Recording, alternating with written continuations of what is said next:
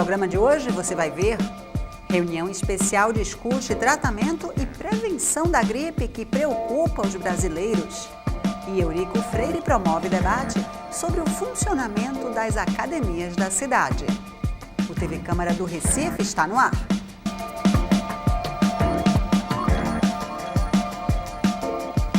Olá, começa agora mais um TV Câmara do Recife Online.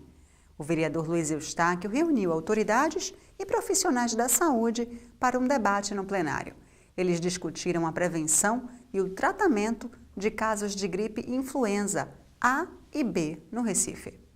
O vereador Luiz Eustáquio destacou o objetivo da reunião especial e apresentou dados sobre a doença. A gente sabe que tem a vacina para os grupos considerados de riscos, né? O grupo que as pessoas a partir de 60 anos, crianças de 6 meses a 5 anos, pessoas com doenças crônicas, com imunidade baixa, profissionais de saúde.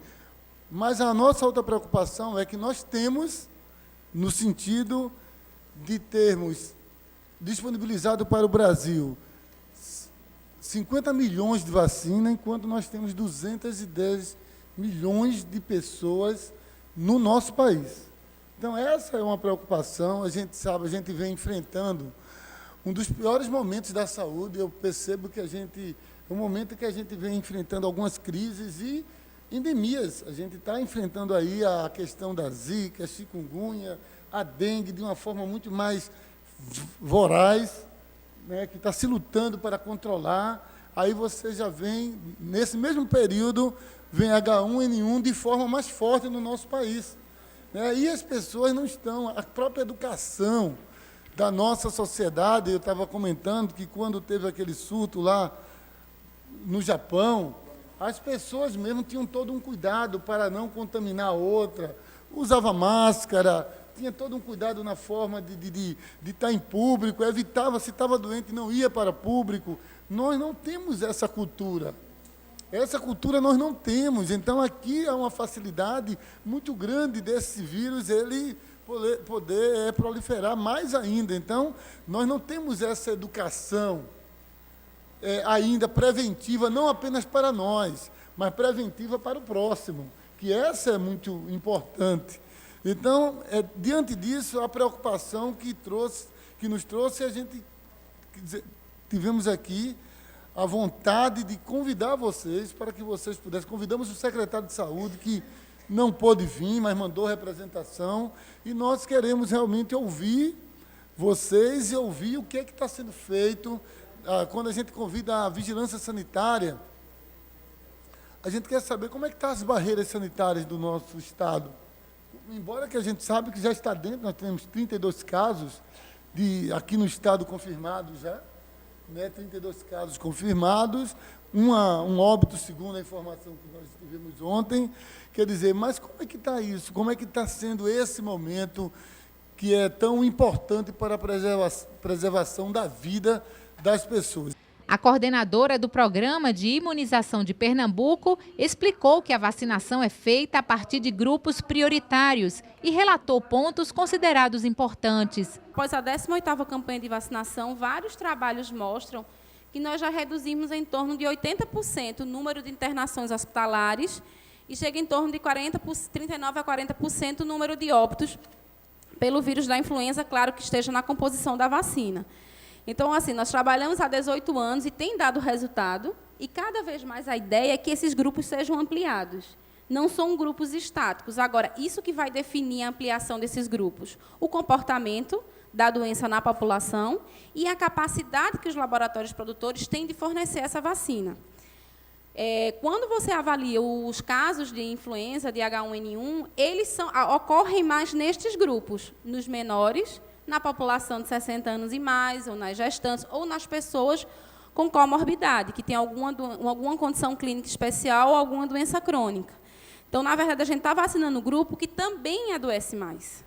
Então, a gente está conseguindo, com isso, ao longo do tempo, conseguindo, de fato, reduzir a proposta, que é reduzir as hospitalizações e internações. Agora, algo que, e aí eu falo enquanto uma profissional de saúde, algo que a gente precisa discutir cada vez mais é o seguinte: esse desespero pela vacina, ele está esse ano pelos óbitos de São Paulo. No entanto, a campanha de 2010 foi uma campanha que todas as pessoas procuraram os serviços, quiseram fazer a vacina. Mas 2011, 2012, 2013, 2014, 2015, os municípios tiveram muita dificuldade em atingir a meta. Tiveram muita dificuldade, porque a população não viu mais o número de óbitos, então ela não procurou mais os serviços. Então, a vacina ela é uma prevenção. O grande êxito da vacina da influenza está na população de 60 anos e mais. Né? Nos 18 anos de vacinação, a gente tem um bom resultado. E é uma população mais consciente que vem fazendo ao longo do tempo. Mas o restante, ele, na verdade, ele solicita a vacina, mas ele vai muito pelo medo do óbito, né, a dificuldade de não conseguir atendimento, a preocupação do adoecimento. E que, na verdade, isso está acontecendo mais esse ano, mas nos últimos anos nós temos enfrentado situações difíceis para conseguir, de fato, vacinar os grupos prioritários. Porque a criança ela vai com a mãe até o posto de vacinação. A gestante ela já vai até o serviço de saúde. O idoso, habitualmente, ele já procura. Mas a população adulta ela é uma população muito difícil de se vacinar. Primeiro, eles acham que não vão adoecer. Então, eles não procuram o serviço. Então, quando a gente consegue vacinar bem um grupo prioritário, a gente está conseguindo quebrar a cadeia de circulação. Então, essa estratégia que a gente vem trabalhando, ao longo do tempo, ela tem dado certo, porque também não adianta. Se é um exemplo, ano passado, sobrou vacina.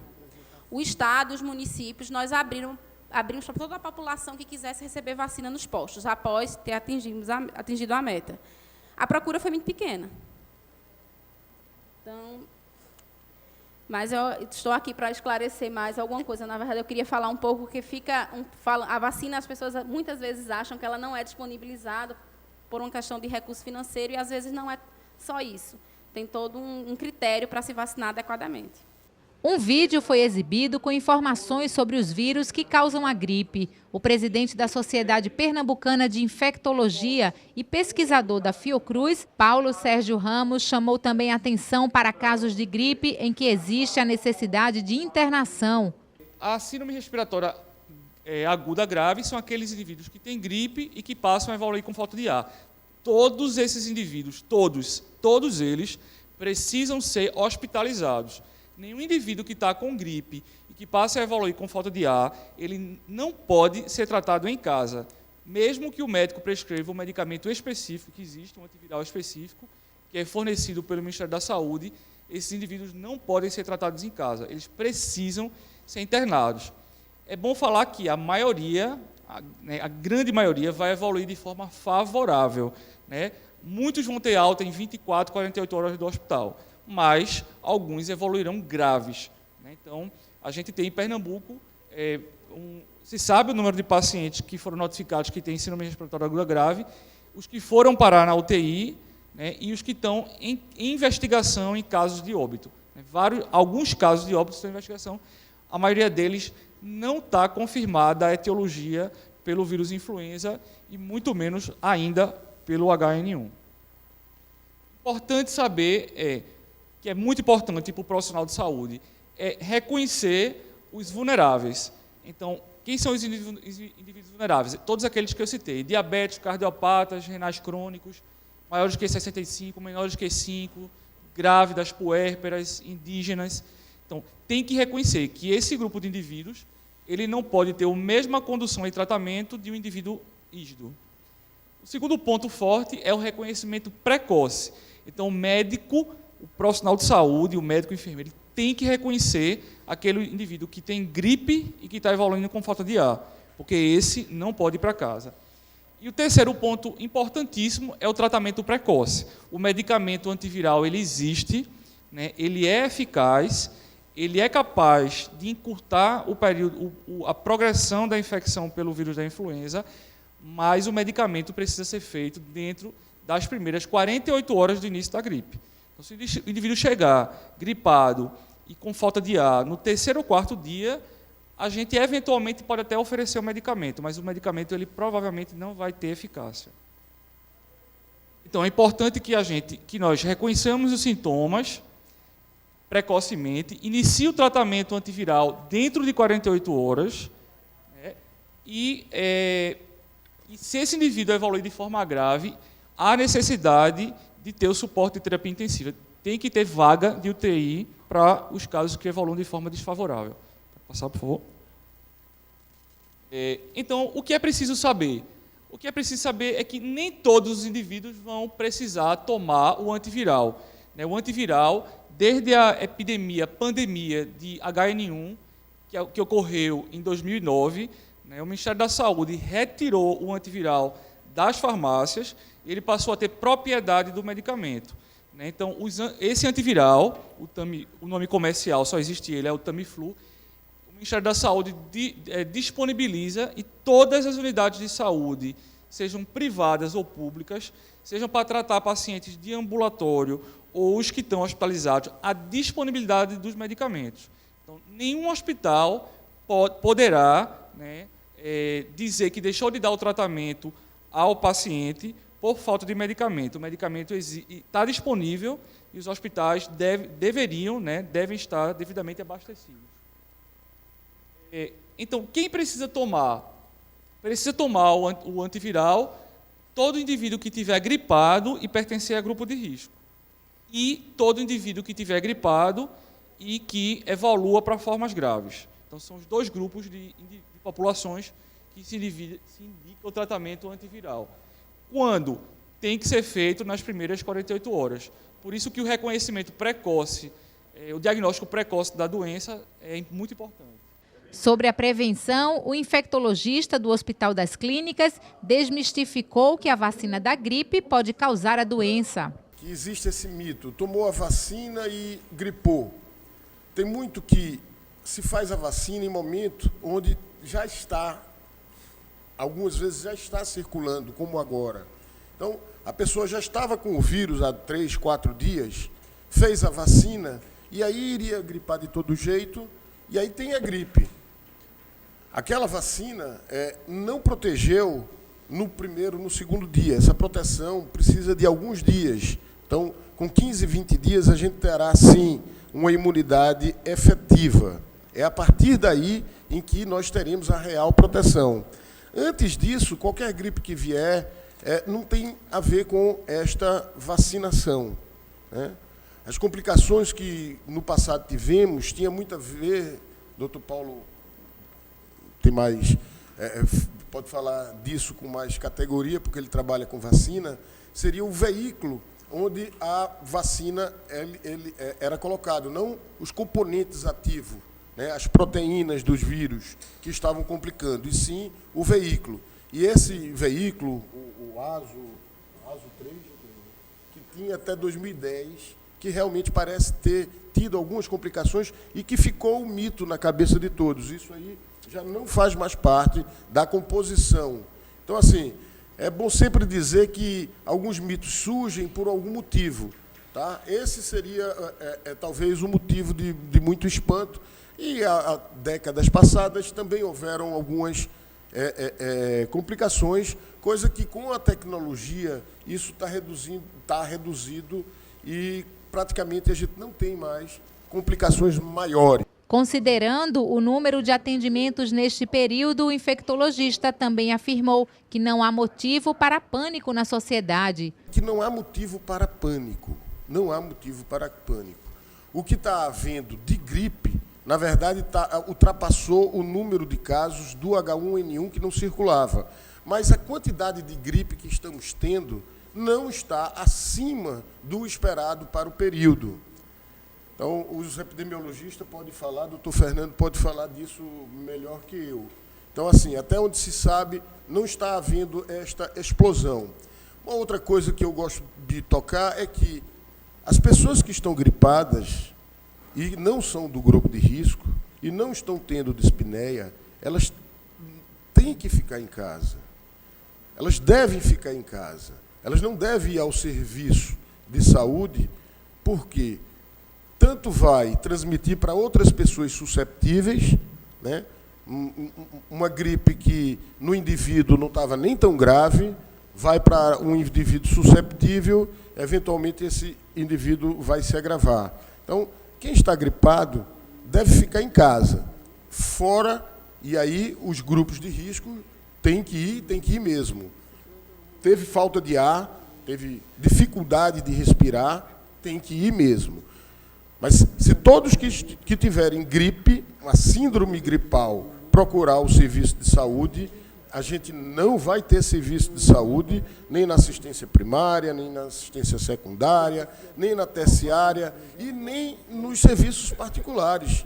Vão ficar abarrotados e não só leito, não vai faltar profissional mesmo para poder dar vencimento ao tratamento dessas pessoas que vão eventualmente procurar. Então, é alertar para a população que não há motivo para pânico e sair correndo porque está com uma tossezinha, uma febre, não faz parte do grupo de risco, sair correndo para a unidade de saúde, não.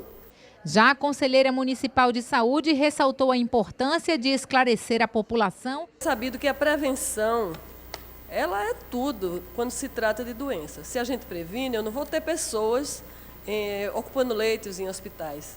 Eu não vou ter as clínicas abarrotadas, né, de pessoas buscando esse tratamento. Então, a informação para a população, para que ela não corra esse risco tão grande de pegar essas doenças que são gravíssimas,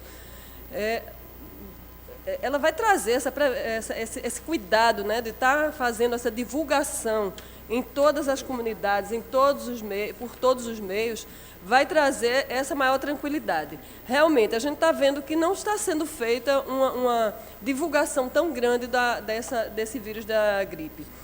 Talvez por estarmos assim tão preocupados com as arboviroses, né, que tem assolado, a gente ocupou todo o nosso tempo, foi um tempo muito ocupado em tratá-los e está chegando já outra aí por conta das chuvas, né? A gente entende que diminui um pouco a temperatura, já aparecem essas doenças, é época, né, desses vírus aparecerem entre nós. Então, acredito que prevenir, né, fazer com que as pessoas se cuidem melhor, tenham esse cuidado, né, com a higiene das mãos, com onde é que eu vou, onde é que eu ando, evitar aglomerações, evitar estar em shoppings, evitar estar em cinemas, evitar estar em locais onde existe grande circulação de pessoas. É claro que o trabalhador ele sempre vai ser um alvo fácil para as doenças, porque ele vai ter que estar de ônibus, andar de ônibus, estar atendendo ao público, e principalmente os da saúde, né, que esse sim corre risco. Eu acho que o senhor foi muito feliz, senhor vereador. Eu acho que a gente tem mesmo que estar discutindo. A sociedade precisa estar alerta. Em nome da Secretaria de Saúde do Recife, o assessor técnico Fernando Guzmão fez várias ponderações.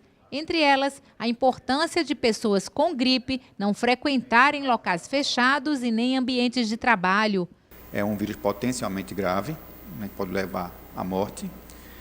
E como se está observando também em outros estados, né?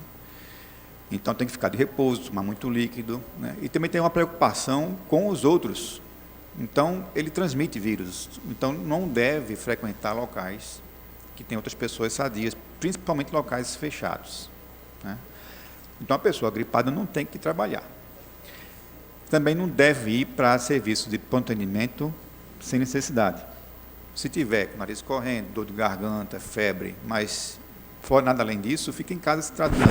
Caso haja algum outro sintoma, dor torácica, dificuldade de respirar, alguma coisa, vômito, né, aí sim deve procurar um médico, né, que é a minoria dos casos. E aí, como é que vai pegar atestado? Quem tiver em atendimento no Sistema Único de Saúde, né, procure o seu médico de família, sua unidade básica de saúde, ou a tradicional, e lá que não é um ambiente fechado, nem lotado de gente, é um ambiente ideal para ser avaliado e pegar um atestado, né, se tiver comprovação da doença mesmo, né. Só vai para um pronto-socorro, UPA, se realmente for uma urgência mesmo, né.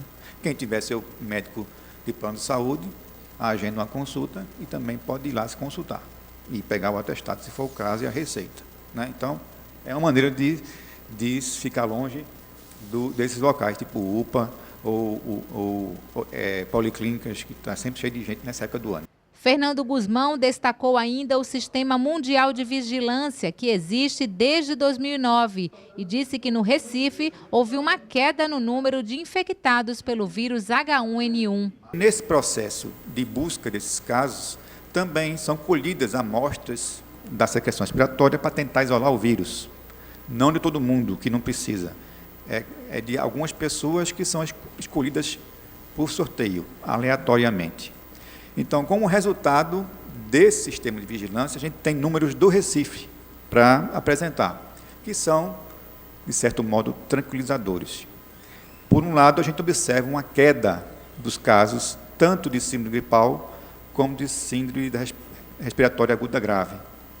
A gente tem, até o fim de março desse ano, a gente teve 3.257 casos notificados de síndrome gripal. Isso representa uma queda de 5% em relação ao mesmo período do ano anterior. Nesses 3.000 e tantos casos, houve 18 isolamentos do vírus H1N1.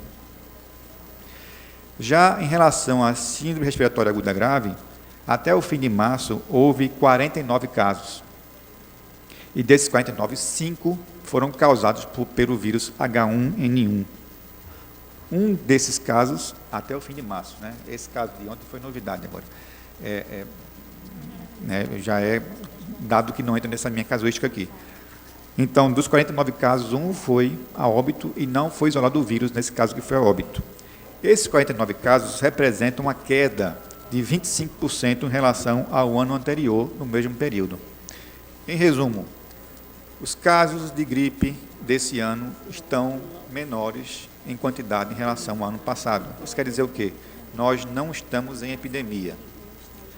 A partir de dados do sul do país, a gente pode também dizer que, diferentemente do ano passado, como já foi dito aqui pelos colegas, há uma proporção maior do vírus H1N1, o que foi uma surpresa para todo mundo, que a gente esperava que houvesse esse aumento só a partir de agora, esse abril, maio em diante, que é o período onde tem mais casos de gripe. Mas começou mais cedo.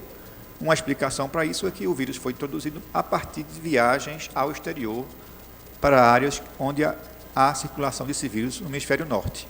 Como o pessoal que viaja mais é o de São Paulo, tanto para passeio como para trabalho, entrou por lá e ele se disseminou pelo Brasil inteiro.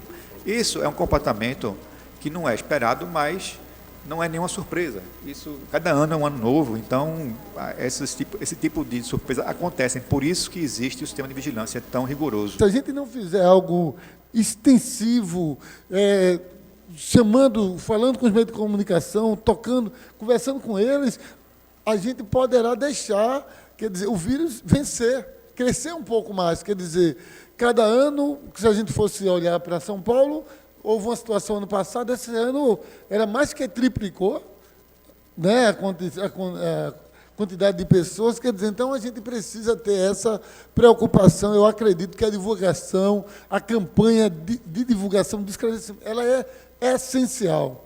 Outra coisa é a luta para que todos tenham acesso. Há uma necessidade de todos ter acesso.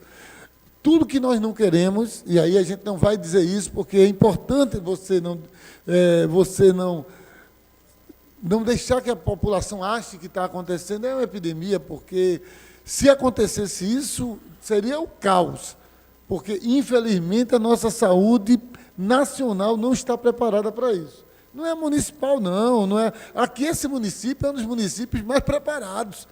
Eu falo, os municípios menores, os estados, o país não está preparado para isso.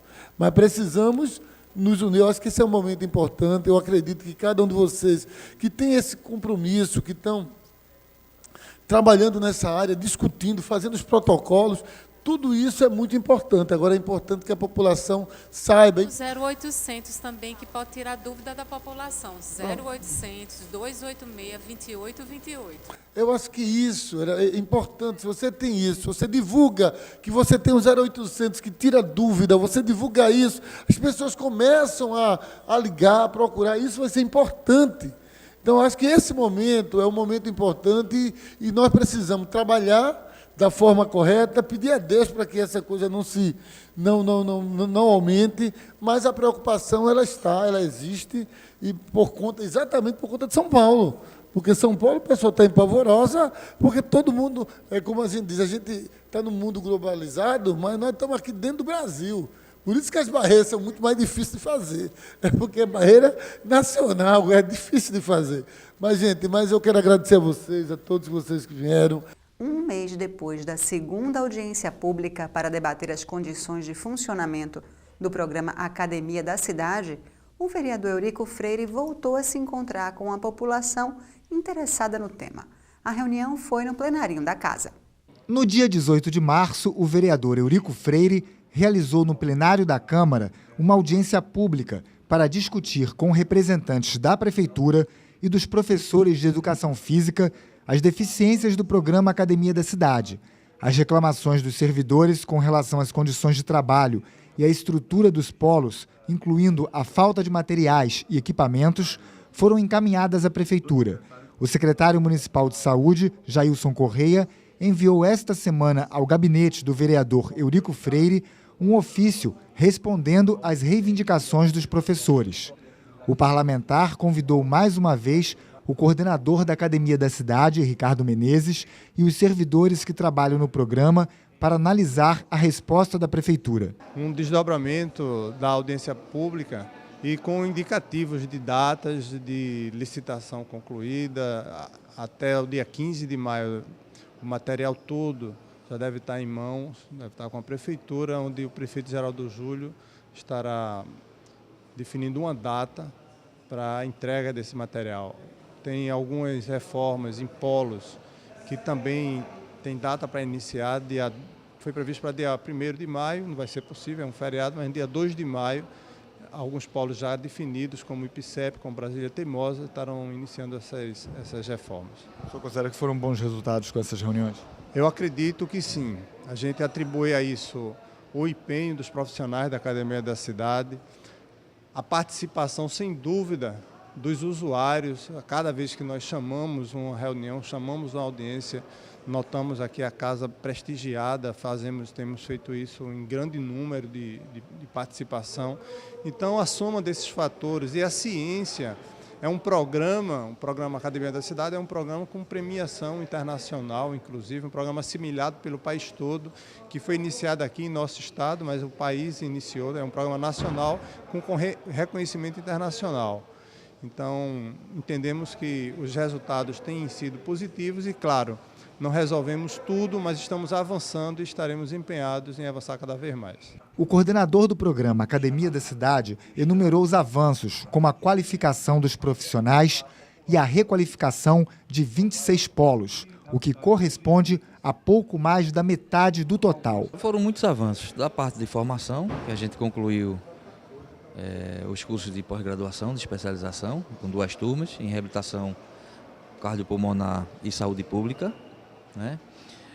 Com relação ao SUS, a parte de informática, com relação ao tema dessas arboviroses, né?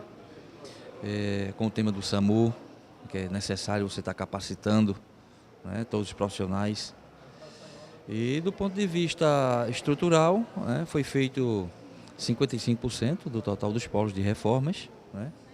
E agora com a retomada a partir de 1º de maio do restante que falta. Além disso, da conclusão do processo licitatório que foi iniciado, com a chegada de todos os materiais a partir do dia 15 de maio. O coordenador também informou que 2 das principais reivindicações dos professores serão atendidas em breve: a contratação de estagiários e a compra de materiais. Até dia 20 de junho, os 21 estagiários estarão já trabalhando nos polos. E com relação ao material, né, o último lote de material será entregue no dia 15 de maio. Então, depois do dia 15 de maio, se vai determinar uma data pelo prefeito para fazer um evento e entregar, né, todo o material aos profissionais e aos polos da Academia da Cidade. O pessoal falou ali da limpeza também dos polos. Da limpeza, alguns distritos têm uma dificuldade maior, a gente sabe da crise, a gente sabe da dificuldade de carros, de pessoal, dos cortes que teve, né, na gestão, mas a gente pretende regularizar isso o mais rápido possível. A professora Liana Lisboa, que trabalha na Academia da Cidade do Sítio da Trindade, reconheceu os avanços, mas disse que ainda falta muito para oferecer um serviço de qualidade. A gente espera que com essas 2 audiências públicas a sensibilização da nossa gestão, né, quanto a essa resolução dos problemas que a Academia da FIDAD enfrenta, né, que não são poucos, é a falta de profissional, a falta de material adequado, limpeza, como deveria ser, com uma academia igual a uma academia privada, né, e as condições para que o programa possa se ampliar, né. A gente tem 41 polos, mas infelizmente não está fechado há 2 anos e precisa ser reaberto. A gente conseguiu, nas conferências municipais de saúde, aprovar que houvesse o concurso, que realmente tivesse nutricionista no programa, que os polos que têm 8 para serem abertos, né, foi escolhido na conferência, os lugares, a população pediu que o prefeito se sensibilize em realmente fortalecer, melhorar a qualidade do serviço do programa Academia da Cidade e ampliar como tem que ser. O vereador Eurico Freire já marcou uma nova reunião daqui a um mês para verificar os compromissos assumidos pela Prefeitura. Marcamos já uma próxima reunião com 30 dias para que a gente mais uma vez afira e, quiçá, já com esse material entregue, com essas reformas feitas, algumas outras em curso. Essa é a nossa expectativa, dada a participação dos profissionais, usuários desta casa e o compromisso assumido pelo prefeito Geraldo Júlio. A gente fica por aqui. Para rever esse e outros programas, acesse nosso canal youtube.com/Câmara do Recife. Até mais!